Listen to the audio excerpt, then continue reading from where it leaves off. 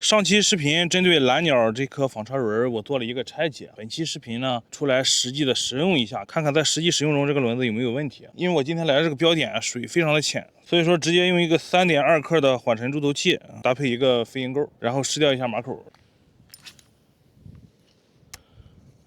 出线没有问题。哎，他妈第一下就试出问题来了。大家仔细听啊，我收线，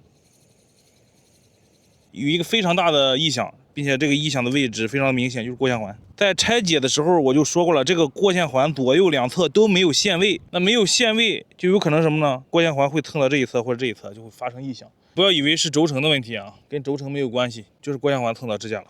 我们继续啊，这个过线环的异响啊，非常的明显。齿轮箱里的异响也来了，同样是在拆解的时候，我说这个线杯朝下的，这个线杯一旦朝下形成的最高点，齿轮箱里会有一个异响。那么正常，如果说你的杆子是平的，或者说微微上挑都没有问题啊。但是你杆尖是不能朝下，杆尖只要朝下，这个异响就会产生。但实际做吊当中，杆尖其实大部分是偏下的呀，也就是说这个齿轮箱异响会影响到使用体验。这过线环异响肯定是普遍存在的，但是这个齿轮箱的我不知道我这个轮子是不是个例。今天这个侧风得有4级，所以说试一下下风口，含氧量应该高一点。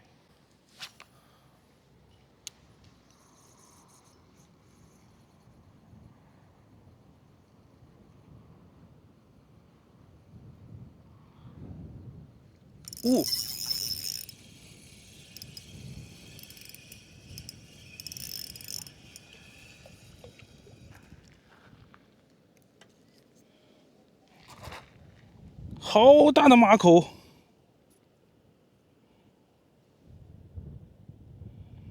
它肚子里有籽了，这种我们放流。吊马口啊，一定不要在一个地方死磕，就是这个地方上鱼了就果断换位置。来这边试一下。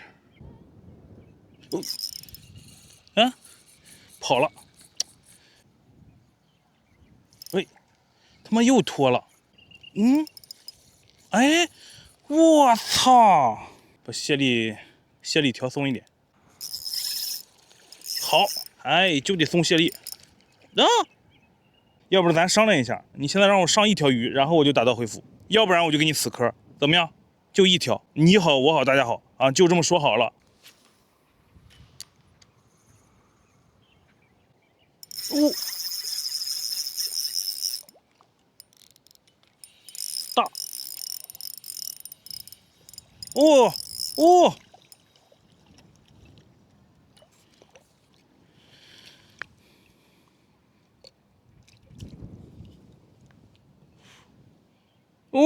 大，大，咱说到做到，说钓1条就钓1条啊，放着你。